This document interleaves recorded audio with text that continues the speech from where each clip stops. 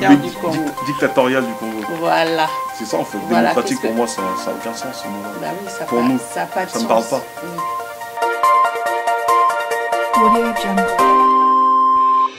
Ce qui fait qu'aujourd'hui, comme on a un peuple qui est devenu abruti, c'est tout à fait normal qu'on nous mette des abrutis à la tête de nos États.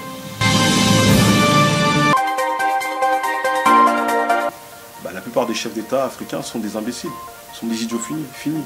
Quand tu vois par exemple le président du Sénégal, Macky Sall, qui dit que le Sénégal a des relations particulières avec la France parce que la France donnait des desserts aux tireurs sénégalais et il n'en donnait pas aux autres.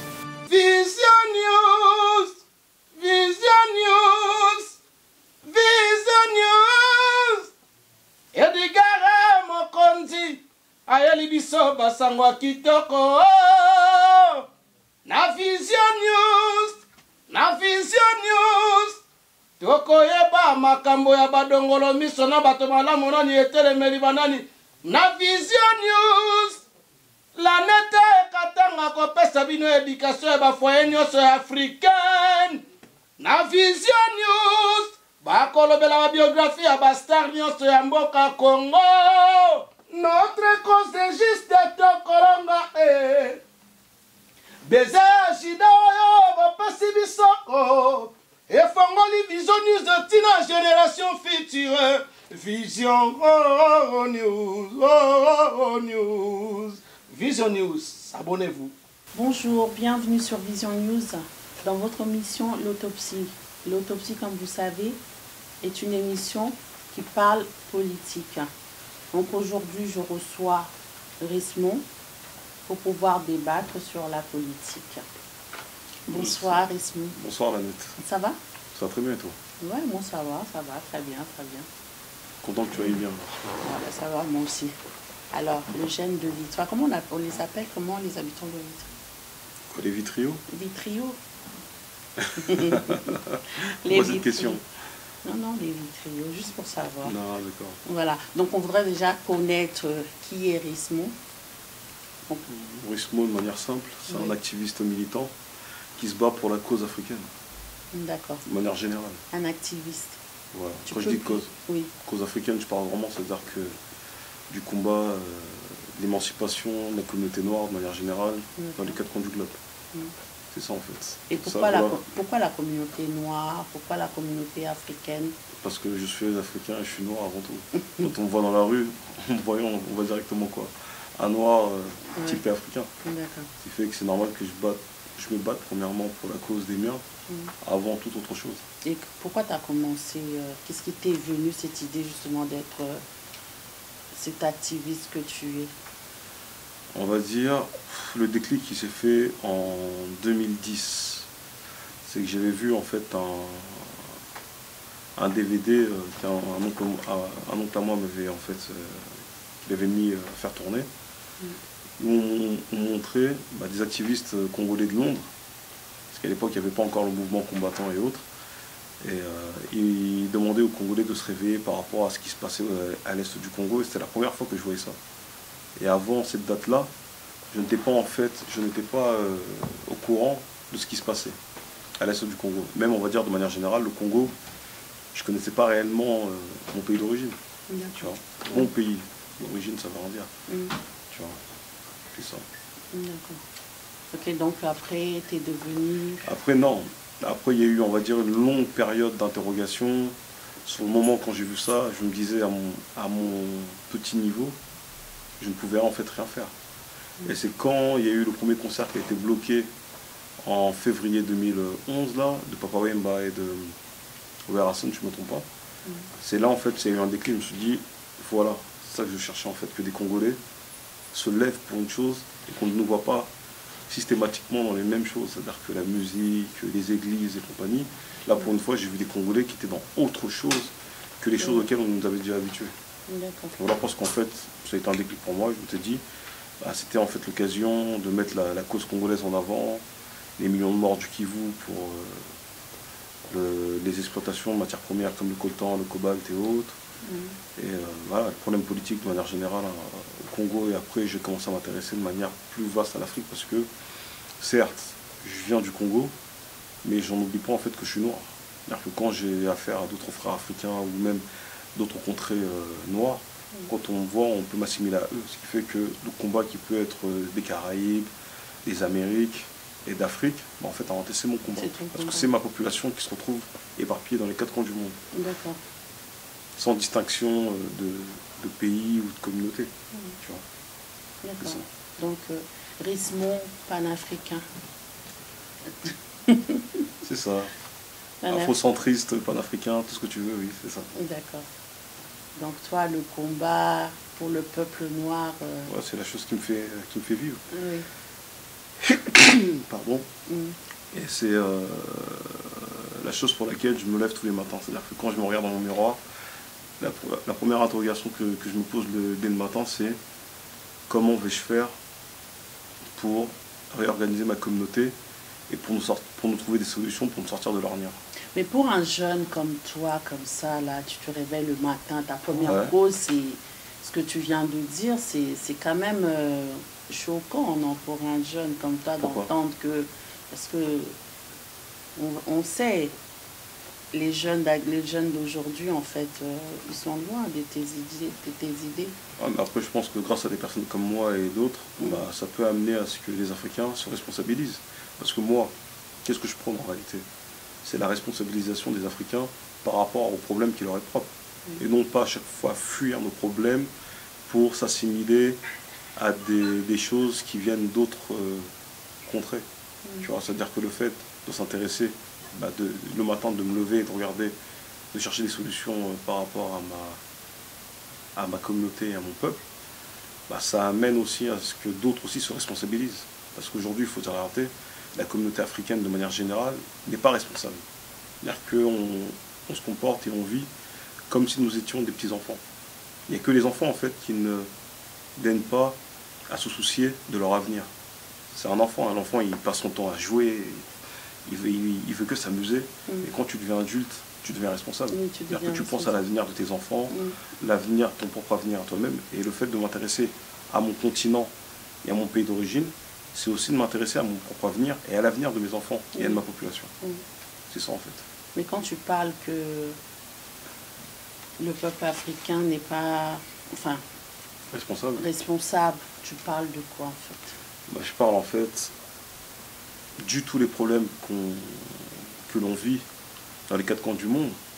J'ai pas l'impression que les Africains prennent vraiment en fait la mesure du problème qui est là. Ce qui fait que quand tu vois par exemple la manière dont les Noirs se font tuer aux États-Unis, bah, tu sens pas forcément une plus grosse indignation que ça, à part de la colère qu'on peut avoir, parce qu'on est un peuple qui est très, très émotif. C'est-à-dire qu'on réagit beaucoup à l'émotion et autres, mais tu vois pas vraiment en fait les Africains se lever, s'organiser, parce qu'en fait, une fois que tu prends conscience, la première des choses c'est quoi? C'est que tu t'indignes. Une fois que tu t'indignes, tu cherches des solutions. Une fois que tu cherches des solutions, tu cherches à t'organiser. Tu vois, c'est l'étape en fait d'une personne qui prend conscience. Et à la manière dont fonctionnent nous autres Africains, on peut remarquer qu'on n'est pas réellement en fait pris de ces problèmes. On ne prend pas vraiment ces problèmes-là à cœur et on se dit ah bon, on continue à faire notre vie comme si de rien n'était, alors qu'en fait notre vie c'est ça en fait. Et c'est ça qu'on doit faire changer. Et c'est que si on veut que on nous respecte dans le monde, on doit en fait nous-mêmes commencer à nous respecter nous-mêmes. C'est-à-dire que le respect ça commence par quoi? À s'occuper de tes problèmes. Au lieu à chaque fois en fait de se plaindre et de dire que le problème vient de l'autre, c'est que toi-même si tu te plains tous les matins, tu te lèves, tu te dis si ma vie n'avance pas, c'est parce que l'autre me fait telle chose. Mais tu ne fais rien pour faire en sorte que ta vie change aussi d'un côté. Ce qui fait que tu laisses les choses stagner et derrière ça prend une forme de végétisme, si je peux dire, c'est-à-dire qu'on végète parce que on n'est pas dans un processus où on essaie en fait de régler nos problèmes. Tu vois. Et le fait simplement de prendre conscience de toutes ces choses-là, bah, ça t'amène à un moment donné à régler tous les soucis que tu peux en fait rencontrer, bah, soit au niveau politique dans ton pays d'origine, soit au niveau économique pour ta propre personne, et aussi des gens qui t'entourent. Après, je pense que tout le monde n'est pas forcément amené à essayer de régler les problèmes de toute une communauté, mais au moins, on est amené au moins à essayer de régler les problèmes de nous-mêmes. Mais le problème, c'est que si on ne prend pas conscience de nos spécificités, on aura du mal à régler des problèmes face auxquels on n'est pas, on n'ose pas en fait les affronter. D'accord. Moi, je voulais savoir, qu'est-ce que tu penses de la vie des Africains en Europe? La vie des Africains en Europe, tu sais, c'est des questions qui sont faciles et difficiles en même temps. La vie des Africains, c'est quoi? L'Africain vit ici. Non, l'Africain, quand il arrive en Occident, de manière générale, hein, il pense être sauvé de l'affaire. Tu vois, il pense en fait avoir une forme de libération. Enfin, je suis arrivé sur la terre promise et maintenant je vais commencer à vivre ma vie comme je le souhaitais. Mais le problème, c'est qu'une fois qu'il arrive ici, il déchante rapidement. Il se rend compte que bah, le monde qu'on lui avait vendu quand il était en Afrique n'est pas aussi idyllique que ce qu'il aurait pu imaginer. Et arrivé ici, bah, il a la dure réalité. Il voit que c'est pour les gens qui sont passés par des bateaux, venir ici, il est d'avoir des papiers, des documents administratifs, un lieu pour résider et autres, devient clairement difficile. Ils se rendent compte de la difficulté en fait du système dans lequel ils sont, qu'ils ont en fait rêvé toute leur vie. Et là, le rêve se transforme souvent en cauchemar. Ça devient, on cherche à faire des petits boulots, souvent c'est des petits boulots ingrats que les autochtones de ce pays eux-mêmes ne veulent pas faire. On est amené, on voit la plupart du temps, ici socialement parlant, ceux qui font les sales métiers, ce sont les Africains. On voit nos mamans, si je peux dire, nettoyer le cul des vieux français qui sont à la retraite. Tu vois nos papas se casser le dos à la sécurité dans les chantiers. Tu vois que notre communauté, voilà, le rêve occidental devient souvent en fait un cauchemar dans la réalité une fois qu'on est ici. Parce que on ne nous a pas forcément dit la vérité sur la réalité de l'Occident, ce qui fait que les gens viennent avec une idée perçue qui est fausse. Ils viennent avec beaucoup d'idées perçues fausses. Ouais, mais est-ce que c'est pas plutôt la faute justement de ces gens qui sont ici, des Africains qui sont ici, qui vendent le rêve à nos frères? Oui, il y a des responsabilités de part et d'autre. Oui. Maintenant, c'est vrai que beaucoup, en fait, les gens de la diaspora, si on peut les appeler ainsi, ont vendu du rêve à nos populations qui étaient restées sur place. Le fait d'arriver matériellement, on est plus avancé qu'eux au pays, avec des vêtements dernier cri et ainsi de suite, ou même des voitures. Les gens ont imaginé que la vie qui était ici en Occident était facile. Ce qui fait que le fait que nous, matériellement en Afrique, on est pauvres, parce qu'il n'y a pas d'industrie. Toutes les industries se trouvent ici, soit soit en Asie. Le fruit de l'industrie asiatique, du moins, on appelle ça les confections plutôt asiatiques, sont transférées ici en Europe pour être vendues.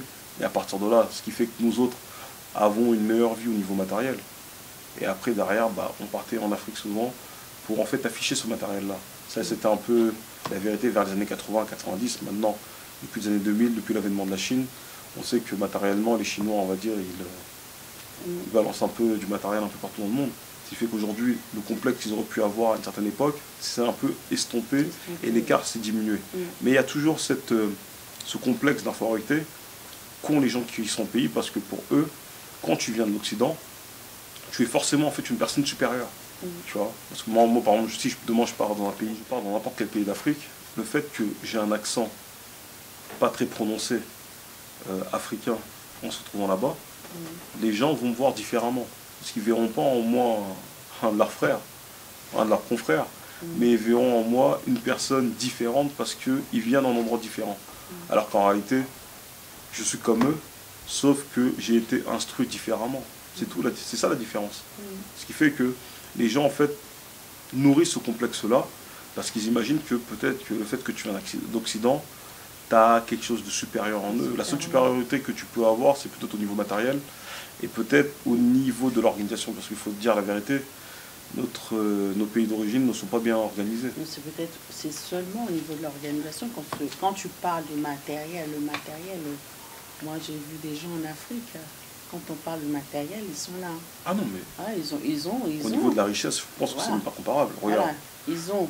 Donc moi je me rappelle quand je suis partie au Congo, avec mes amis, ce que je pouvais l'impressionner, c'est seulement le français que je parle et la carte d'identité française. Et même, il n'y avait que ça. Mais sinon, il y avait des filles, Elles avaient ce qu'il fallait. Elles ont construit des maisons, elles ont des voitures.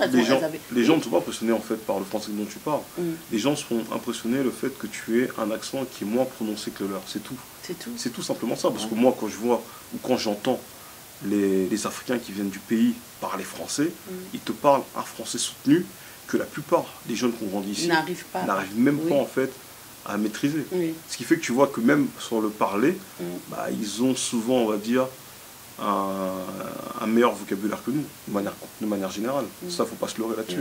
Faut pas en fait qu'on nourrisse, on va dire, un complexe de supériorité par rapport à ce qu'on appelle les blédards. Moi, j'aime pas utiliser ce terme-là, tu vois, de blédards. C'est-à-dire que moi, je parle en fait de nos frères qui sont restés en Afrique, un vocabulaire, un langage qui est beaucoup plus évolué, parce que tu sens en fait que le fait peut-être qu'il n'ait pas tous les moyens de communication et les médias qu'on peut avoir ici en Occident, leur permet en fait d'étudier vraiment à fond les langues et autres. Ce qui fait que souvent, bah, ils deviennent souvent des plus grands spécialistes de la langue française que les Français eux-mêmes. En écrit et parlé. Quand tu vois que Sédar Senghor est rentré à l'Académie française, alors que c'était un président africain, ça te montre que nous, les Africains, quand on décide en fait de mettre la main sur quelque chose, bah, souvent en fait on excelle.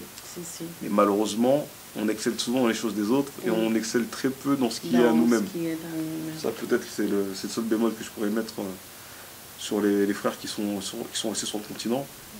C'est que tellement on leur a fait miroiter que l'Occident c'était le paradis, que l'homme blanc c'était le bonheur et compagnie, ils abandonnent souvent leur culture au profit de leur oppresseur. Voilà, la culture des autres. Pourtant, il y a la richesse. Leur oppresseur surtout. Il y a la richesse, en fait, la culture africaine, elle est tellement riche. Hein? Des fois, on bafoue ça, voilà. On préfère prendre la culture des autres. Et même quand on prend, on va même à l'excès. On va même à l'excès prendre les cultures des autres et tout ça et tout. On va à l'excès. Or que notre culture est riche. Déjà par le respect. Quand je vois, avant, nous, on avait le respect de nos aînés. Moi, mes gens, mes grands frères, mes grandes sœurs, c'était des yayas. Aujourd'hui, on appelle par les prénoms. Ouais, Christian, vas-y. Tu vois, il n'y a plus de respect. Respect de nos mamans, respect de nos aînés. Il n'y en a plus, ces choses-là. Je ne sais pas si tu as remarqué. Ah si, comme tout le monde, je pense. Hein? Tu as remarqué? Je l'ai remarqué. Donc, je ne sais pas, est-ce que c'est l'Europe qui a fait qu'on abandonne notre culture? Je pense qu'on s'est très occidentalisé. Tu sais, quand tu vis dans un environnement extérieur, tôt ou tard, tu finis par t'accoutumer en fait aux mœurs des personnes avec qui tu vis. Non, mais on voit aussi les Chinois, on voit les Maghrébins. Pourtant, les Maghrébins, je vais te donner un exemple. Par exemple, nous, les Congolais, moi, je me rappelle quand j'étais plus petite, à la maison, on nous interdisait de parler lingala, par exemple. Et tu vois, les Maghrébins, leurs enfants, dès le bas âge, ils parlent arabe, ils parlent leur langue. Tu vois, c'est déjà dès le bas âge, ils gardent leur culture jusqu'à quand ils grandissent. Continue dans ça. Tu sais, est-ce que c'est l'Europe qui a fait que... Non, tu sais, ça vient d'où? Tu sais, on nous a complexés pendant toute la période de la colonisation. On nous a fait croire en fait que l'intelligence venait quand tu parlais une langue occidentale. Tu sais, il y a une expression qui dit chez nous que quand tu parles bien français, c'est que tu es intelligent. C'est un truc qui est répandu chez nous. Mais maintenant, imagine-toi, tout un peuple a été conditionné à croire à ce genre de choses. Comment veux-tu que ces gens-là, en fait, valorisent leur culture dans ces conditions-là? Ils ne peuvent pas. Tu vois, c'est-à-dire que déjà, si tu veux qu'une personne valorise sa culture, il faut lui faire comprendre que sa culture a de la valeur. Tu vois. Mais le problème, c'est que nous, nos parents, bah, eux-mêmes, ils ont grandi dans une espèce de déni de leur propre culture. Tu vois, aujourd'hui, moi, je sais qu'à une certaine époque, quand tu expliquais, par exemple, à certains Congolais de retourner au village, ils avaient peur. Ils disaient, ah, là-bas, on va me manger. On va leur faire la sorcellerie. C'est que déjà, on te met aujourd'hui dans la tête négatif. Tu peux pas, on va dire, grandir et te dire, vas-y, tu sais quoi, bah, en grandissant, je vais valoriser le Kikongo. Je vais valoriser le Lingala, le Swahili, le Chiluba. Parce que, dès le départ, peut-être pas le Chiluba, parce que je remarque que les frères Luba, eux, ils ont cette fierté de parler leur langue, d'être de leur ethnie, tu vois un peu. Mais tu prends le reste, par exemple, ou certains même, j'aime pas utiliser ce terme-là, mais ethnie africaine, ont une forme de honte, tu vois, de ce qu'ils sont, tu vois. ils osent pas en fait dire ah nous on est, ou ils osent pas en fait parler leur langue. Moi par exemple ça m'aurait fait plaisir d'apprendre par exemple mais les langues maternelles de mes parents. J'aurais bien aimé apprendre le Kikongo. J'aurais aimé exceller en Lingala. J'aurais aimé peut-être parler même le Kimbuza. Tu vois, ce genre de choses, tu te dis, tu grandis en étant fier de ce que tu es. Parce qu'en grandissant, quand tu connais tes principes culturels, tu peux en fait les mettre en exergue et en fait utiliser cette culture-là pour soit, je ne vais pas dire pas la commercer, mais le fait simplement de la valoriser, derrière, ça peut en fait te donner des idées pour développer certaines activités à l'intérieur même de ta culture. Mais quand tu ne la connais pas, comment tu vas valoriser quelque chose que tu ne sais pas? Tu ne peux pas, comme on dit, on n'aime que ce que l'on connaît. Quelque chose que tu ne connais pas, tu ne peux pas l'aimer. Et le fait que nous, on est mis un peu, on a créé une espèce d'omerta sur notre propre culture, ce qui fait que les enfants eux-mêmes n'ont pas envie d'intégrer et d'embrasser ces cultures-là. Tu vois, et c'est ça qui fait que les gens deviennent ignorants sur leur culture, où ils imaginent que quand en fait on pratique la culture de chez nous, c'est souvent allié à de la sorcellerie, ainsi de suite. C'est-à-dire qu'il y a beaucoup de fausses idées en fait qui sont données comme ça. Ouais, mais là, je pense que c'est dû aussi aux églises. Justement, j'allais en revenir. Donc, on a vu il n'y a pas longtemps la mort de Maman Olangi qui est décédée il n'y a pas longtemps. Donc, face à ça, qu'est-ce que tu peux dire par rapport aux églises, justement, des églises qui continuent à naître de plus en plus aujourd'hui? Qu'est-ce que tu pourrais dire par rapport à ça? Par rapport à la mort de Maman Olangi, je veux dire que la mort de tout Africain, de tout Congolais, est toujours une tristesse. Comme on dit chez nous, quand un Africain meurt, c'est une bibliothèque qui brûle. Même si je ne suis pas forcément d'accord avec les idéologies spirituelles d'une personne comme Maman Olangi, je suis quand même triste parce que c'est une femme africaine avant tout qui est partie. Tu vois, c'est-à-dire que je prends quand même en compte que avant tout c'était une femme africaine. Après, le fait que je ne sois pas d'accord sur le fait de désorienter notre peuple avec ces histoires de christianisme, de Jésus-Christ et compagnie, mais il faut en fait remettre les choses dans leur truc. Il y a des personnes qui ont été affectées par la mort de Maman Olangi, et ça je le respecte. Parce que c'est un être humain, elle a dû faire du bien autour d'elle. Elle a dû faire du bien quand même autour d'elle, mais aussi je pense qu'elle a fait aussi beaucoup de mal. Parce qu'aujourd'hui, beaucoup d'enfants qui sont dans les rues, à Kinshasa, et même un peu partout au Congo, sont à cause de ces églises-là, qui ont mis cette culture un peu de la sorcellerie très en avant, tu vois. Surtout chez les enfants en bas âge. Parce que tu ne peux pas dire qu'un enfant qui a 3 ou 4 ans soit sorcier et que tu incites des parents à abandonner ces enfants-là dans la rue et que derrière, ces enfants se retrouvent exposés, livrés à eux-mêmes. Après, derrière, tu vois que les enfants de 8 ans, 9 ans se prostituent. Les garçons, pour essayer de s'en sortir, deviennent des chégués, après deviennent des koulouna, et ainsi de suite. Tu vois que des personnes comme Maman Olangi, elle est morte, c'est triste, mais en même temps, c'est une joie. Parce que tu te dis, au moins, c'est un instrument de moins de l'aliénation de masse qui a été enlevé dans ce sens-là. Mais comme je l'ai dit, je suis triste parce que c'est un être humain qui est parti. Mais je suis content parce que c'était un outil d'abrutissement de notre peuple. Et des outils d'abrutissement, justement, des églises, il y en a plein. Et ça, je viens de te dire, mais pourquoi d'après toi, il y en a plein? Il y en a plein. Bah, justement, je voulais te demander pourquoi il y en a plein. Il y en a plein. Tu sais, ces églises-là, à la base, viennent d'Occident. Tu sais, si l'homme blanc voulait la rédemption de l'homme noir, et ils s'en sortent, ça se saurait. On vit dans leur pays. On voit très bien que ces gens-là ne nous veulent pas forcément du bien. De manière claire, c'est-à-dire que c'est même pas un propos raciste que je tiens, et certains vont dire « Ah, mais lui, il est raciste, il n'aime pas les blancs. » Non, c'est une question que je vis avec les Occidentaux, ici. J'ai vécu toute ma vie ici. Ce qui fait que je connais un minimum le rapport qu'ils ont avec nous, et la manière dont ils voient aussi le noir. Ce qui fait que des personnes qui ne nous ont jamais voulu du bien, parce qu'ils nous auraient voulu du bien, je ne pense pas qu'ils auraient fait 400 ans d'esclavage, et après ils seraient venus nous coloniser, c'est-à-dire que nous mettre en esclavage chez nous. Ils ne l'auraient pas fait. Donc des personnes qui viennent apporter soi-disant une parole sainte à des personnes qui viennent oppresser, j'ai du mal à le croire. Je ne suis pas un enfant en fait à qui on peut raconter des histoires, tu vois. Donc ça que je viens de te dire, c'est que c'est ces gens-là qui ont misé beaucoup d'énergie et beaucoup d'argent pour faire en sorte qu'aujourd'hui, il y a cet avènement-là des églises. Tu prends même... pourquoi est-ce que, par exemple, dans un pays comme le Congo, il y a autant d'églises qui se manifestent tous les jours, qui se créent et autres.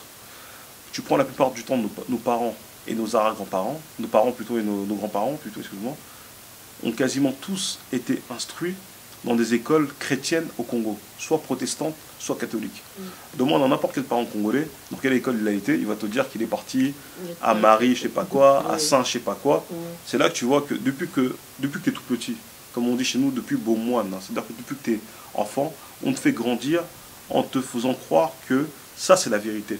Ça, Jésus-Christ, là c'est ton Dieu et compagnie. En grandissant, la personne pense que c'est tout à fait normal que Jésus-Christ est le sauveur et compagnie parce que il a été conditionné à croire cela. Et à partir de là, une fois que toi, tes parents, t'as été conditionné à croire certaines choses, c'est tout à fait normal que tu transmettes ce que tu as appris à tes enfants. Et tes enfants deviennent aussi, par-delà, fans d'une chose en fait qu'on a apprise et qui devient tout à fait naturelle après. Alors qu'à la base, ça n'était pas. Ça n'était pas. Et tu sais, tu remarques bien, le christianisme, comme nous enseignons en Afrique, c'est n'importe quoi. Tu vois même les églises de réveil, les pasteurs, ils font n'importe quoi, ils viennent, huile d'onction, allez, tu sais quoi, je vais venir te prier chez toi, tu n'as pas d'enfant, tu n'as pas de mari, bon, tu sais, je vais te mettre de l'huile, je vais te masser. Les mecs, en fait, derrière, c'est des pervers, mais ils se servent de la parole pour profiter. Comme je dis, cette histoire d'église, aujourd'hui, c'est devenu un instrument, pour certains, pour avoir des femmes, ou pour d'autres, pour s'enrichir, ou avoir du pouvoir. Parce qu'aujourd'hui, les pasteurs et autres, c'est devenu en fait des mini-chefs, tu vois, qui ont leur petite tribu, des gens qui les acclament tout le temps. Ah, pasteur, tu sais, j'ai un t-shirt pour toi, pasteur, j'ai un pantalon, j'ai une chemise, j'ai une voiture, j'ai ci. Les mecs, en fait, ils deviennent des chefs. Et le fait, maintenant, quand on t'a élevé, on t'a mis sur un piédestal, c'est difficile souvent, en fait, de revenir à une vie normale. C'est pour ça que souvent, ces pasteurs-là, une fois qu'ils sont là-haut, ils ont eu l'habitude qu'on les acclame et ainsi de suite, ils ont du mal maintenant à redescendre, à avoir les pieds sur terre. Ils ont plus cette humilité-là. Et ils regardent les gens de haut, et quand tu n'es plus d'accord avec eux, bah, ils te diabolisent. Si tu n'es pas d'accord avec eux, tu deviens un rebelle, un sorcier, un démon, un je sais pas quoi, parce qu'ils ont eu l'habitude que les gens les acclament, et que personne ne s'oppose à leur pouvoir. Et comme ils ont cette étiquette, badgé, homme de Dieu, ils savent que personne ne peut les attaquer. Parce que chez nous, dans notre communauté, dès que tu dis que tu es un homme de Dieu, ça devient en fait une espèce de protection qui te protège de tout. On n'a plus le droit de rien dire sur toi. C'est-à-dire que, comme nos mamans ont l'habitude de dire, Moussa li Nzambe. C'est-à-dire qu'un travailleur de Dieu. Je me demande ce que ça veut dire, ça, travailleur de Dieu. Est-ce que Dieu a besoin en fait de gens pour venir travailler pour lui? C'est là que tu vois en fait que c'est un concept qui est à dormir debout. Et c'est simplement des gens qui sont naïfs et ignorants qui peuvent croire à ce genre de choses. Et comme je te dis, la plupart des gens là qui se disent chrétiens et autres n'ont même jamais lu la Bible. Parce que si tu vois, je te dis arrêtez, hein, si on aurait 90% des gens qui se disent chrétiens liraient la Bible, beaucoup en fait quitteraient cette religion-là très rapidement. C'est parce qu'ils n'en ont jamais lu en grande partie. Et pourquoi ils quitteraient cette religion? On aura le temps d'en rediscuter dans une autre émission. Oui, justement, on veut savoir le pourquoi. Là, je pense que si je commence à aborder ce sujet-là, c'est un sujet qui va prendre beaucoup de temps et je sais que ça va choquer pas mal de monde. Justement, on est là pour construire. Tu vois comment Vision News est là pour construire. Tu veux commencer à faire entrer dans des polémiques. On est là pour construire, on est là pour édifier, donc on veut savoir le pourquoi. On veut savoir le pourquoi. Oui. Tu sais, regarde, tu vois ce qui s'est passé en Afrique, de manière générale, depuis les 500 dernières années. Colonisation plus esclavage. Ça a été fait en grande partie à cause des textes bibliques. Est-ce que tu le sais? Oui. Malédiction de Cham, toute autorité vient de Dieu, et ainsi de suite. C'est-à-dire que, imagine-toi, moi, Africain, j'ai rien demandé. J'arrive, je suis là, je vois des gens, visage pâle, comme diraient nos confrères indiens, arriver chez nous, et viennent apposer et nous imposer une doctrine religieuse. Et quelques temps après, ils commencent à faire l'esclavage. De cet esclavage-là, nourrit différents complexes et autres, qui fait qu'aujourd'hui, regarde, on a des gens dans notre communauté qui ne voient que la vérité selon l'Occident. Si le blanc dit ça, pour eux, c'est la vérité. Si l'homme noir vient dire la même chose que l'occidental, qui a dit la même chose que toi juste avant, tu ne seras pas en fait pris au même degré que le blanc. Pourquoi?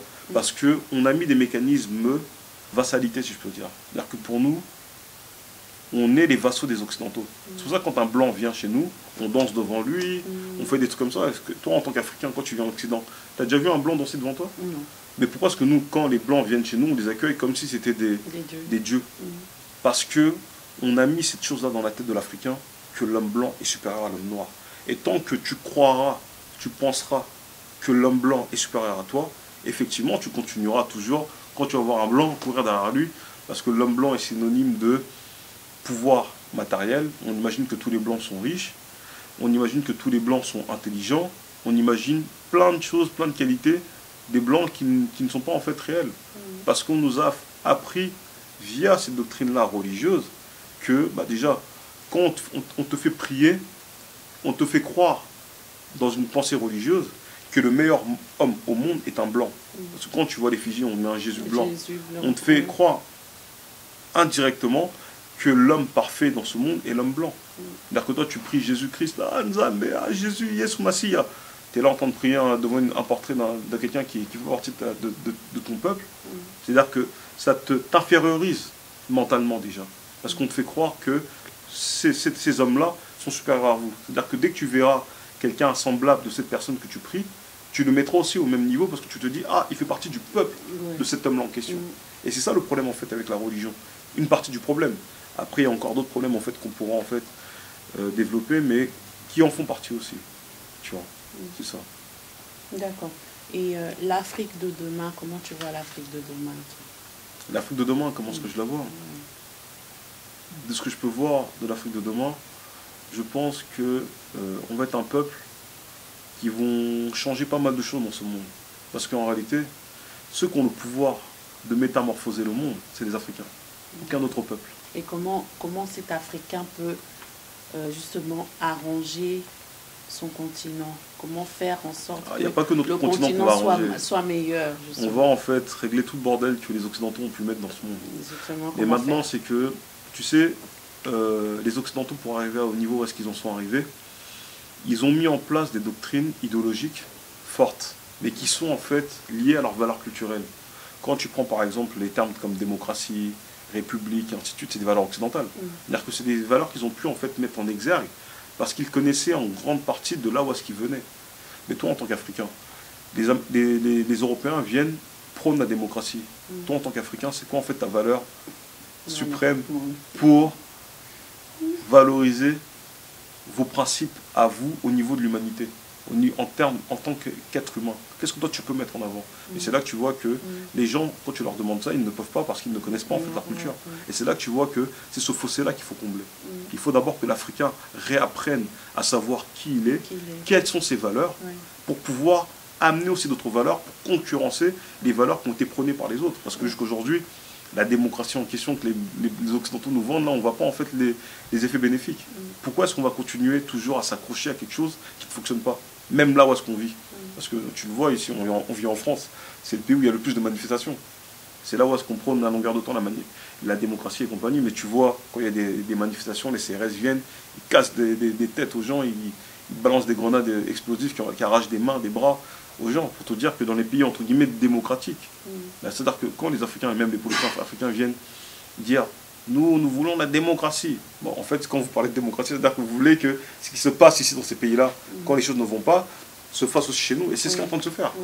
Et donc comme je dis, quand tu comprends réellement qui tu es, tu vas prôner d'autres valeurs, des valeurs de respect, d'écoute, parce que jusqu'à preuve du contraire, les présidents dans les pays dans lesquels on vit là n'écoutent jamais leur peuple. Ce qui fait que toi, si tu te dis démocrate, c'est-à-dire que tu es en fait en réalité un dictateur en puissance. Moi, quand j'entends le mot démocrate, j'entends en fait en réalité dictateur. J'entends pas le truc de la personne qui écoute tout le monde et qui essaye de faire le médiateur. Non, je vois en fait un dictateur en puissance. C'est-à-dire que moi, une personne, par rapport à son discours, quand il vient me parler de démocratie, de république, je dis, celui-là, il veut nous faire le même coup que les autres. C'est comme ça que je peux voir en fait un traître arriver. Même quelqu'un en fait qui est un traître qui s'ignore. Parce qu'il y a des gens qui sont traîtres mais ils ne le savent pas. Parce que pour eux c'est tout à fait normal, parce que c'est les bases qu'on leur a données. Parce qu'on ne leur a pas appris à savoir qui ils sont. Parce que quand tu n'es pas qui tu dois être, tu es amené à faire des bêtises. C'est pour ça que tu vois que la plupart de nos présidents africains font des bêtises. Parce qu'ils ne savent pas qui ils sont. Donc ils prônent quoi? Ils prônent des cultures et des politiques qui viennent d'ailleurs. sans savoir exactement quelles sont leurs valeurs intrinsèques qui peuvent leur permettre de faire évoluer leur peuple et leur environnement. Mais quand tu n'as pas tout ça, c'est tout à fait normal que tu sois là, tu prônes des valeurs que tu comprends pas. Toi-même, tu ne comprends même pas. D'accord. Donc là, maintenant, on va parler d'un autre sujet qui fait ravage en ce moment. Dis-moi. Donc, Jean-Pierre Bemba. Jean-Pierre Bemba. Oui. Donc, le président du MLC. MLC. Il a été acquitté, mais actuellement, il reste encore en prison. Donc, oui. Est-ce que tu peux nous dire un peu plus sur lui? Qu'est-ce que tu en sais sur lui? Par rapport à quoi? Qu'est-ce que j'en sais? Par rapport à sa politique, par rapport à son devenir de demain, par rapport à ce que le peuple peut attendre de lui ou pas. Tu sais, je vais dire une chose. Moi, je suis pas dans ma logique, je ne suis pas un chroniqueur politique ou un commentateur politique. La seule chose que je peux dire de positif par rapport à l'acquittement de notre Yaya, notre grand frère Jean-Pierre Bemba, c'est le fait que cette prison injuste qui est la CPI ait enfin libéré un fils d'Afrique. Parce que je pense que en tant qu'Africain, je ne peux pas accepter que des personnes qui viennent d'un autre continent viennent juger les miens par rapport à des crimes qui ont été commis chez moi. Ce qui fait que le fait déjà que les Africains acceptent qu'il y ait une cour pénale internationale qui n'enferme que les Africains, qui est en Europe, la même Europe qui nous a colonisés, qui nous a mis en esclavage, et continue encore à mettre nos chefs dans leur prison, c'est inacceptable. Le fait qu'on l'ait acquitté et qu'on le libère, c'est une bonne chose. Mais je pense que la meilleure des choses par rapport à l'acquittement de Jean-Pierre Bemba serait qu'on acquitte tous les chefs, que ce soit des chefs de guerre ou autres, africains, et qu'on puisse créer, s'il le faut, une prison pour des personnes qui ont commis des méfaits à notre peuple, chez nous en Afrique, et non pas à l'extérieur. C'est-à-dire que la chose positive que je pourrais dire, c'est celle-là. Après, les questions qui sont liées à est-ce que Jean-Pierre Bemba en est content parce qu'on veut qu'il devienne président, ça c'est autre chose. Tu vois. Mais je te dis, c'est que la chose la plus importante, c'est que déjà, il a été libéré, parce que c'est un fils de l'Afrique. On ne doit pas en fait autoriser qu'une personne ait fait du mal ou non, que ce soit un autre peuple qui vienne nous juger. Même si la soi-disant juge du tribunal est africaine, on sait que pour quel ordre elle obéit. Donc en fait, ce n'est pas une des nôtres, c'est une traître aussi. Parce que pour moi, quand tu es vraiment quelqu'un qui veut aspirer à l'émancipation des Africains, tu ne peux pas en fait travailler pour une organisation qui méprise et qui oppresse les tiens. Parce que quand je vois le président Laurent Gbagbo de Côte d'Ivoire se retrouve encore dans cette cour-là et qu'il a été attrapé par la France et que c'est la France qui l'a fait, la France a attrapé Gbagbo, un président africain en exercice, et l'a amené là-bas, montre que cette cour-là, ce tribunal-là, est plus un instrument d'oppression et de répression des Occidentaux vis-à-vis de nous, Africains. C'est-à-dire que le jour où est-ce que tu n'es pas d'accord avec la politique que les Occidentaux mènent chez toi, bah, tu sais qu'ils ont cette épée de Damoclès qui est au-dessus de toi, qui dit « Ah, attention, si tu ne nous écoutes pas, c'est là-bas que tu vas te retrouver. Et c'est ce qui est arrivé avec Gbagbo et même Jean-Pierre Bemba. Bemba, parce qu'il a été mis là-bas. Parce qu'il savait très bien que tant que Bemba était en liberté, Kabila ne pouvait pas avoir les mains libres pour faire en fait cette politique qu'il a menée au Congo depuis toutes ces années. Tu vois. Ce qui fait, comme je dis, c'est des instruments pour continuer à toujours créer la pagaille chez nous. Ce qui fait que moi, la CPI, c'est même pas en fait l'acquittement de Jean-Pierre Bemba qui est pour moi une nouvelle. C'est simplement, s'ils ont libéré le fils d'Afrique qui est Jean-Pierre Bemba, c'est que derrière il y a une raison. Comme je dis, les Blancs ne font... Je ne connais pas, je ne suis pas devant. Oui, je peux pas, on va dire... D'après toi, c'est quoi? J'évite de spéculer. J'aime pas la spéculation. Quand je ne maîtrise pas un sujet, j'attends en fait de voir. Parce que comme je dis, dans toute chose, notre meilleur allié, c'est souvent le temps. Le temps, en fait, te donne toujours des éléments de réponse pour savoir réellement ce que ces gens-là ont prôné ou ce qu'ils veulent faire. Ce qui fait que là, il faut attendre. On saura pour quelle raison Jean-Pierre Bemba a été acquitté. Mais comme je l'ai dit, la vraie nouvelle, si elle devait être une nouvelle, c'est qu'on détruit cette prison qui s'appelle la CPI, qui enferme nos chefs. C'est-à-dire que s'ils veulent faire une CPI, qu'ils enferment les Sarkozy, les Cameron, les George Bush et compagnie là-bas. Cette CPI-là devrait être créée pour eux et non pas pour nous. Le fait que ce soit créé pour nous, pour moi, il n'y a aucune légitimité. C'est aussi simple que ça. Ben oui, parce que c'est un peu injuste, parce que dans le milieu occidental, il y a eu des crimes Bien sûr.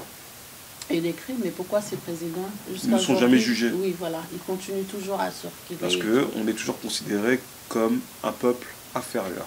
Et c'est là que tu vois par rapport à ce genre d'organisations comme la CPI et ainsi de suite, on voit en fait qu'on a un peuple qui est marginalisé.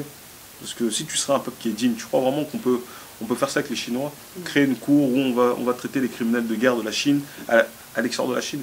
On fait ça à nous, Africains, parce qu'on est traités, on est considérés comme des petits-enfants. Non, parce qu'en l'Africain, on le voit comme un enfant. Eux, on ne peut pas gérer nos affaires nous-mêmes. Donc c'est pour ça qu'il faut qu'ils viennent parce nous aider. Parce qu'on est traités comme des enfants, on est considérés comme des enfants. C'est parce que nous-mêmes ne prenons pas les responsabilités. Justement, c'est ce que tu comprends ce que je disais au départ? Voilà, c'est ce que la responsabilité des Africains. Oui. Comme on n'est pas responsable, Oui. Bah, des gens en fait viennent prendre des responsabilités à notre place. Tu vois? Et c'est là que tu vois que le besoin de l'Africain de prendre ses affaires et ses problèmes en charge. Et ne pas attendre de la part de qui que ce soit de l'extérieur de venir faire ce que nous on doit faire à notre place. Sinon, il y aura toujours des CPI, des je sais pas quoi qui vont être créés. Regarde, on a l'ONU chez nous. Pourquoi est-ce que l'ONU, la MONUSCO est au Congo? Parce qu'ils nous considèrent pas capables, entre guillemets, de gérer la sécurité. Oui. Et tu vois, ils sont chez nous, mais ils n'assurent même pas la sécurité. Ils sont là même pour laisser le pillage se faire. Pour montrer que toutes ces organisations qui sont dans nos pays ne sont pas là en fait pour nous. Comme je dis, si le blanc vient chez nous, il ne vient pas parce que tu as des beaux yeux, ou parce que tu es belle, tu es une belle femme africaine, ou parce qu'on est beau. Ils viennent parce qu'ils ont quelque chose à prendre chez nous. C'est ça en fait. Et ça, tant que l'Africain ne comprendra pas que si vous-même vous n'êtes pas capable de protéger ce qui vous est cher, bah, les autres viendront toujours chez vous faire ce qu'ils ont à faire. C'est ça la réalité. Donc ça. Les élections à la République démocratique du Congo. En République démocratique du Congo. À la République, comment tu as dit, dictateur du Congo. À la République dictatoriale du Congo. Voilà. C'est ça en fait. Voilà, démocratique pour moi, ça n'a aucun sens ce mot-là. Bah oui, ça pour nous, ça pas de ça sens. ne me parle pas. Oui. Le mot démocratie, à moi, il ne me parle pas. Non, moi non plus, ça ne me parle pas. Donc, qu'est-ce que tu en penses? Donc, il y aura les thématiques des élections. On peut attendre des élections, d'après toi, on peut attendre des élections en décembre ou pas? Moi, je dis toujours une chose. Après, peut-être que certains me trouveront pessimiste par rapport à ce que je dirais. Mais rien ne s'est jamais arrangé avec des élections. Un peuple, on ne libère pas avec des élections. Ça, c'est une réalité. C'est-à-dire que si nous, en tant que Congolais, en tant qu'Africains, on attend en fait que ça soit une élection qui va élire un homme providentiel pour nous sauver, c'est qu'on n'a pas compris là où est-ce qu'on est. Mais qu'est-ce que le peuple peut attendre? Maintenant, je viens de te dire, c'est qu'on doit prendre conscience de nos propres problèmes. Mais maintenant, il faut qu'il y ait un idéal qui soit vendu par les partis politiques, par les leaders d'opinion, pour que le peuple en fait prenne conscience de ces réalités et puisse les prendre à bras le corps. Et c'est là que les choses vont changer. Non pas quand une tierce personne va être élue. Ça, pour moi, ça c'est la finalité. C'est qu'une fois que vous avez pris conscience, comme on dit qu'un peuple a les dirigeants qui méritent. Ce qui fait que si toi-même tu n'es pas conscient de certaines choses, bah, tu auras en fait le dirigeant qui sera à l'image de ce que tu es. Ce qui fait qu'aujourd'hui, comme on a un peuple qui est devenu abruti, c'est tout à fait normal qu'on nous mette des abrutis à la tête de nos États. C'est ça la réalité. Non, ça semble choquant, mais est-ce que tu dis... Non, choquant pourquoi? C'est la réalité. Oui. Tu sais, moi je suis quelqu'un, je dis les choses de manière ouverte et libre. Tu vois, je ne suis pas quelqu'un qui me censure ou qui a des sujets tabous, tu vois. Peu importe face à qui, face à n'importe quel interlocuteur que je peux avoir, si je dois dire les choses telles que je le pense, je le dirai toujours, tu vois. Alors, comme je le dis aujourd'hui, bah, la plupart des chefs d'État africains sont des imbéciles, sont des idiots finis. Quand tu vois par exemple le président du Sénégal, Macky Sall, qui dit que le Sénégal a des relations particulières avec la France parce que la France donnait des desserts aux tirailleurs sénégalais et il n'en donnait pas aux autres. Comment veux-tu qu'on se fasse respecter dans ces conditions-là? Des desserts aux tirailleurs... Tu vois, tu prends l'exemple d'un président comme Macky Sall. Il va dire que les tirailleurs sénégalais étaient mieux traités, alors qu'on sait tous que le mot tirailleurs sénégalais, c'est un mot générique pour désigner en fait les soldats de l'Empire français qui étaient en fait décolonisés, à qui on donnait des armes. C'est-à-dire que c'était un terme même pour les soldats camerounais, tchadiens, et ainsi de suite. C'est-à-dire qu'on les appelait tous de manière générique tirailleurs sénégalais. Et lui, il ose affirmer que les Sénégalais avaient une relation privilégiée avec les Français, parce que les Français leur donnaient des desserts. Tu sais, quand tu vois ça, tu ne peux pas, on va dire, respecter une personne qui est d'apparence un adulte, mais qui a un langage de petit enfant. De petit enfant, oui. Tu vois. Et c'est ça qui nous infantilise, parce qu'aujourd'hui, les Africains, on est infantilisés. On nous voit en fait comme des bannes à Mickey. un grand président, quelqu'un qui a la cinquantaine, qui sort ce genre de choses. Comment veux-tu après que derrière cette personne-là ait une quelconque dignité et les gens qui vont le suivre eux-mêmes puissent en fait faire valoir en fait leur dignité et leur honneur? Ils ne peuvent pas. Tu vois. Le problème c'est que, comme je l'ai dit tout à l'heure, c'est vous avez des dirigeants qui sont à votre image. Si aujourd'hui le peuple africain ne prend pas conscience de ses propres tares, on continuera encore pendant longtemps à avoir des Macky Sall, des Sassou Nguesso, des Kabila, des Kagame, et ainsi de suite. Parce que nous-mêmes ne prenons pas conscience de nos propres problèmes. Et parce qu'on a tendance à faire confiance trop rapidement, ou on attend de l'Occident qui résolve nos problèmes. Ce n'est pas aux Blancs de venir résoudre nos problèmes. C'est à nous-mêmes. Quand tu as des problèmes dans ta maison, tu n'attends pas que ce soit l'assistante sociale ou je sais pas qui viennent en fait résoudre tes problèmes. C'est à toi en fait de trouver les moyens pour régler tes problèmes. Et nous en fait on nous a intégré dans notre esprit que si on a des problèmes, à chaque fois il faut qu'on aille toquer à l'extérieur. Là tu vois, tu as le cas du président du Congo, Kabila, qui est parti en Russie. Oui, bah pour demander des armes. Justement, j'allais revenir dessus parce qu'il y a plein d'activités qui se sont déroulées dans peu de temps avant justement la libération de Jean-Pierre Bemba. On a vu le président Kagame qui est venu en France. Oui, on a vu Lorenzo qui est venu en France. On a vu Kabila qui est parti en Russie. Et on a vu, comment elle s'appelle la dame, j'ai oublié son prénom, son nom. Elle est partie au Congo voir Kabila. Et entre-temps, maintenant on nous dit Jean-Pierre Bemba est acquitté. Normalement il avait 18 ans de prison. Il avait été coupé de 18 ans. Et soudainement, on le fait sortir. On appelle. Oui, donc du coup, là maintenant, le gars il avait 18 ans. Là maintenant, comme par hasard, il est innocenté. Il est acquitté. Là, il va sortir d'ici la semaine prochaine, il sort. Est-ce qu'il n'y a pas quelque chose qui cloche un peu quelque part là ou pas? Tu vois bien en fait que nos présidents sont larbinisés.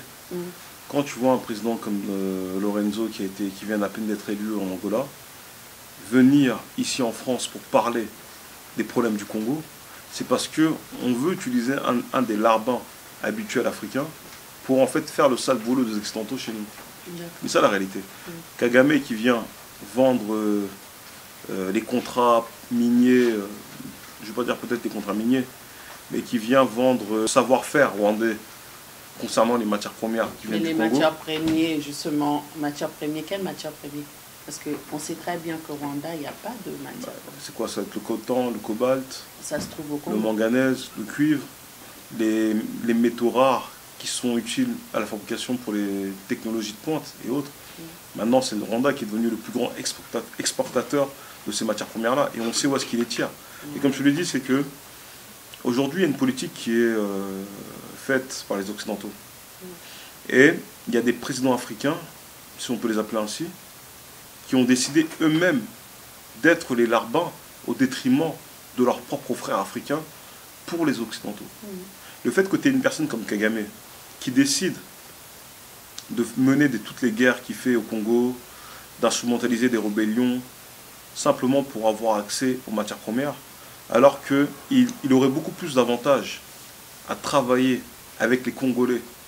Si ça aurait été quelqu'un d'intelligent, il aurait dû en fait mettre les partenariats qu'il a de côté avec les Occidentaux de côté, ne pas instrumentaliser le malheur de notre propre peuple en instrumentalisant des chefs de guerre pour aller faire des exactions au Congo, violer des femmes, tuer, brûler des villages et ainsi de suite. Il aurait dû en fait venir de manière cordiale, faire négocier avec certaines entités ou certains leaders de chez nous. S'il serait comporté de cette manière-là, je pense qu'on aurait pu avoir en fait une meilleure gestion même du Congo. Tu vois, parce qu'en tous les cas, c'était des Africains qui auraient pu bénéficier des richesses de l'Afrique. Mais là maintenant, Kagame vient, utilise des armes pour avoir ce qu'il veut, tue des Congolais par millions. Tout cela pourquoi? Pour faire avancer un pays. Et on connaît tous en fait aujourd'hui les Occidentaux comment est-ce qu'ils sont. Aujourd'hui ils peuvent te soutenir. Tu peux être en fait leur meilleur allié. Pendant près de 20 ans, Mobutu c'était le meilleur pote des Américains. Oui, parce qu'il y avait des intérêts. Il y avait des intérêts. Une fois qu'ils l'ont lâché, tu vois comment est-ce qu'ils l'ont fait partir comme comme un malpropre. Il est parti la queue entre les jambes en une journée, avec les cortèges qui partaient à toute allure au milieu de Kinshasa. Kagame aujourd'hui, c'est peut-être le chouchou des Occidentaux parce qu'il y a le génocide rwandais et qu'ils se sentent un peu tous coupables du génocide parce qu'ils n'ont rien fait et autres. Mais demain, ça va être les Congolais. Parce que déjà, nous, on est le seul peuple à avoir vécu 2 génocides en moins d'un siècle. Le roi Léopold II nous a tué pour quasiment 10 millions, la moitié des Congolais de l'époque. Et là encore, on vit un 2e génocide avec le génocide pour les matières premières, pour le coltan et autres. Bon, maintenant, si le peuple rwandais a pu avoir cette forme de protection ou d'invulnérabilité, ou le fait qu'on ne puisse pas les toucher parce qu'ils ont vécu le génocide, qu'est-ce qu'on demain il va arriver à nous autres Congolais qui avons vécu le génocide? En fait, en réalité, on est le peuple en fait, qui devrions même être le peuple au plan des martyrs suprêmes, au-delà d'Israël, au-delà des Juifs, au-delà des Rwandais, parce qu'on a vécu 2 génocides. Et on a perdu plus de 20 millions de personnes. Et sans compter, là je parle encore que entre la colonisation et maintenant. Si tu remontes encore à l'esclavage, il y a aussi le génocide qui a été fait pendant l'esclavage par les Portugais qui sont venus chez nous, qui ont découpé notre pays, qui ont fait qu'aujourd'hui, regarde, il y a nos frères Congo de l'autre côté qu'on appelle l'Angola, un truc qui a été créé par les Portugais. En haut, tu as les Brazzavillois qui a été créé par les Français. On nous a séparés. Aujourd'hui, entre nous, on se regarde en chien de faïence. Les Brazzavillois ne peuvent pas berner les frères de Kin. Ils disent Boma, Kinois, Tikanyoka. C'est-à-dire qu'ils ne se voient même plus en tant que frères alors qu'on est semblables. On a la même culture, on parle les mêmes langues et ainsi de suite. Mais c'est là que tu vois que toutes ces choses-là, en fait, nous ont séparés. Parce que d'autres se sont immiscés dans notre culture, nous ont mis cette différence-là et ont accepté d'indexer et de mettre à côté nos propres frères. Tu sais, moi ça m'a fait mal quand je vois que mes frères de Brazzaville ont fait, ou du moins ont soutenu l'opération Bataille à Bankolo. Bataille à Mukolo plutôt, excuse-moi. Tu te dis que une opération comme ça qui a tué des milliers de Congolais, alors que quand il y a eu la guerre à Brazzaville en 97, beaucoup de Brazzavillois sont venus se réfugier à Kinshasa. Tu vois, c'est là que tu te dis, mais d'où vient cette haine vis-à-vis de votre confrère ou votre concitoyen africain? Entre nous, on ne devrait même pas en fait se détester. Au contraire, on devrait s'allier pour en fait bouter dehors notre ennemi commun. Parce que celui qui nous a mis dans cette situation-là, si aujourd'hui tu vois que nous on se trouve ici en Occident, c'est parce qu'il y a une politique de merde qui a été pratiquée dans nos pays depuis très longtemps.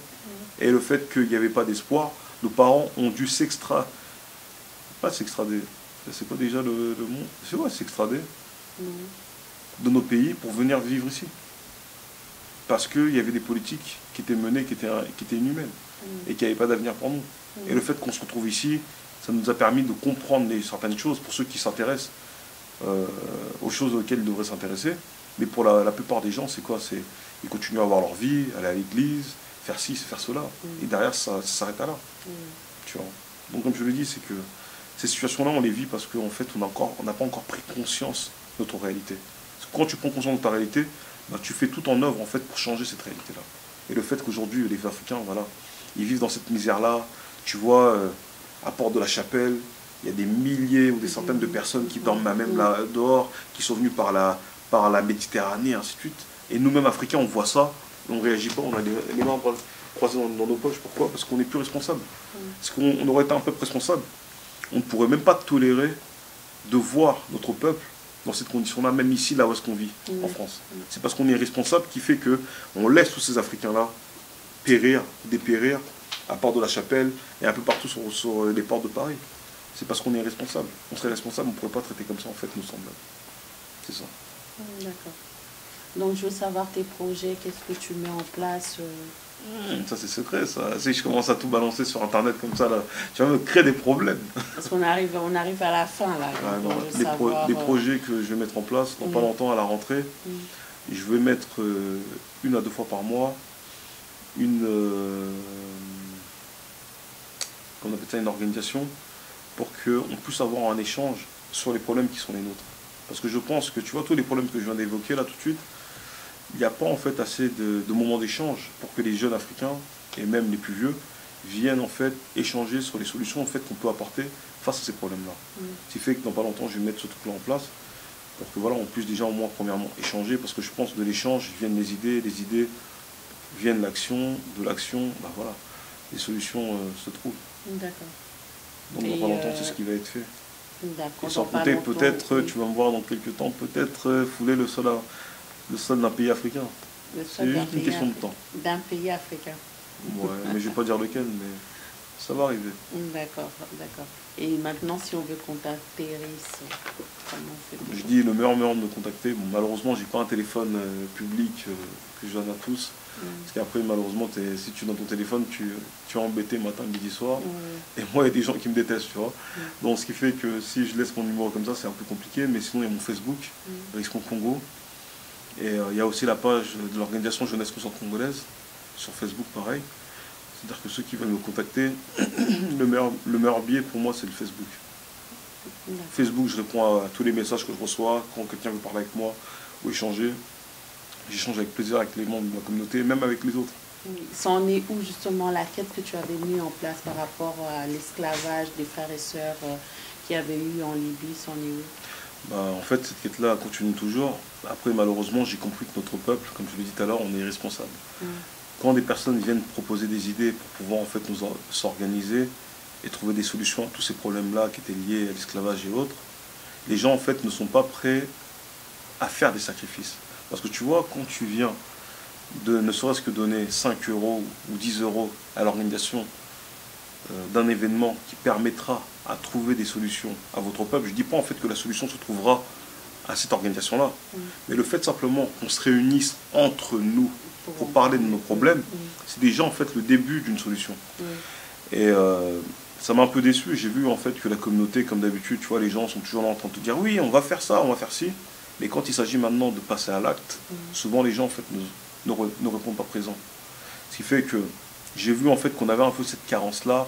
On n'était pas encore prêt à atteindre, on va dire, un certain niveau pour nous sortir de nos problèmes. Ce qui fait que j'avais fait la demande par rapport à ça, pour qu'on puisse louer une très grande salle pour réunir ne serait-ce qu'au moins que 1000 personnes avec des intervenants de qualité, pour en fait échanger sur les problèmes et que les gens aussi puissent s'exprimer. Parce que le problème, c'est que des fois, qu'on a dans notre communauté a envie de s'exprimer sur certaines questions. Par exemple, la question de l'esclavage en Libye, par rapport à d'autres problèmes aussi qu'on peut rencontrer dans la communauté, les gens ont envie de s'exprimer. Mais le problème, c'est que comme on n'a pas forcément des structures ou les organisations qui permettent à notre peuple de s'exprimer, bah les gens souvent en fait restent frustrés à ce niveau-là. Ce qui fait que l'organisation de cette conférence-là, je dis conférence, mais ça aurait pu être autre chose, c'est-à-dire que peu importe le nom qu'on peut lui donner, aurait pu servir à avoir cet échange des personnes en fait qui voulaient apporter leur pierre à l'édifice et retenir, faire si on peut dire, un livre d'or avec les idées qui allaient être apposées par chacune des personnes. On aurait demandé au moins chaque personne avec le livre d'or vienne avec une idée pour qu'on mette en place. Après maintenant, les personnes qui voulaient vraiment, qui étaient pris de bonne volonté, viennent apporter leur savoir-faire et aussi leur énergie pour que ces choses-là puissent se matérialiser. Parce que derrière, tu peux avoir des idées. Mais si tes idées-là, tu n'es pas prêt à faire des sacrifices et à mettre de l'énergie pour qu'elles puissent voir le jour, ces idées-là aussi d'un côté, mourront en fait dans l'œuf. Et le but en fait de tout ça, c'était de parvenir à cela. Mais, comme d'habitude, je viens de te dire, on est très fort en fait dans l'émotivité pour crier à l'injustice. Ah, esclavage en Libye, il s'est passé ça. Mais maintenant, quand il s'agit d'agir, les gens en fait sont abonnés absents. Et c'est ça que moi je regrette en fait dans notre communauté. Et ça que des fois qui fait que les gens peuvent me voir un peu dur, ils disent ah mais Rismo des fois il a des propos en fait très très durs envers la communauté. C'est parce que quand tu as un enfant qui est têtu et qui ne veut pas comprendre, des fois il faut savoir en fait lui tirer les oreilles. Non pas que je prône la violence pour l'éducation des enfants, mais je dis c'est que notre communauté à un moment donné, quand on déconne, il faut en fait qu'on vienne aussi d'un côté en fait nous tirer les oreilles. Et le fait que moi, je suis un membre de la communauté, je ne suis pas quelqu'un de l'extérieur, et ce que je fais c'est pour le bien de notre peuple. Je ne le fais pas pour indexer ou faire du mal à qui que ce soit. Je le fais pour que demain, on puisse être respecté dans notre dignité et que notre peuple aussi puisse avancer avec nos normes. Et ne pas à chaque fois se faire imposer des politiques décidées par d'autres pour nous. Comme on dit, tout ce qui doit être fait pour nous doit être réfléchi par nous et doit être aussi d'un côté accompli par nous. Si on ne fait pas ça, si à chaque fois on attend en fait que les solutions viennent de l'extérieur, on sera toujours infantilisé. Et moi, cette infantilisation-là, le paternalisme des autres peuples, là, vis-à-vis de nous, qui doivent nous dire comment est-ce qu'on doit se comporter, je n'en veux plus. On n'est plus des enfants. Aujourd'hui, l'Africain est devenu assez mature pour pouvoir en fait prendre sa destinée en charge, sans forcément passer par le père blanc ou le père arabe, pour nous dire en fait quelle voie on doit suivre. Non, on n'est pas vos enfants. Au contraire, même on est vos parents. Parce que le premier être humain sur cette terre, c'est nous. C'est-à-dire si on doit vous dire les choses, comment est-ce que cette terre doit être dirigée, c'est à nous de leur dire. Parce que nous, on a vécu pendant des milliers d'années sur la terre, et on n'a jamais détruit la terre. La terre n'a jamais été polluée, on n'a pas vidé tous les poissons d'océan, on n'a pas coupé tous les arbres. On a su en fait préserver la nature et notre environnement. Les animaux n'ont pas disparu sous notre règne, mais sur le règne d'autres, on a vu que les espèces disparaissent au jour le jour. Pour te dire que ceux qui ont la légitimité pour en fait rétablir l'ordre sur cette terre, c'est nous et personne d'autre. D'accord. Donc on arrive à la fin. Est-ce que tu as un mot de la fin, des salutations à faire passer? Non, je ne suis pas trop là-dedans. Les salutations. Tu n'as pas de salutations, tu n'as pas de mot de la fin. Je dis seulement bonjour. Merci à tous ceux qui ont suivi l'émission jusqu'au bout. Et le reste après, on se verra les jours où on se verra. C'est-à-dire que si on veut me saluer, je préfère qu'on me salue pour de vrai. Qu'on me salue virtuellement ou que je salue les gens virtuellement, ça ne me sert à rien. Donc merci. D'accord. Donc voilà, j'étais avec Rismo. Congo. Donc, Rismo Congo. Donc merci. on le verra, vous le verrez de plus en plus sur Vision News. Comme Vision News est là pour la construction, Vision News est là pour changer les mentalités, faire changer les mentalités. Donc, vous le verrez de plus en plus sur le plateau de Vision News. Donc, voilà, merci de nous avoir suivis sur Vision News. N'oubliez pas de vous abonner sur notre chaîne et suivez-nous toujours sur Facebook, sur Vision News, sur Snapchat, sur Instagram. Donc, je passe le bonjour à Kenny Pax. Merci de nous suivre toujours sur Vision News. Merci Kenny, parce que tu es toujours fidèle. Merci Kenny Pax. Je dis bonjour à Randy, je dis bonjour à ma famille et plein de bisous.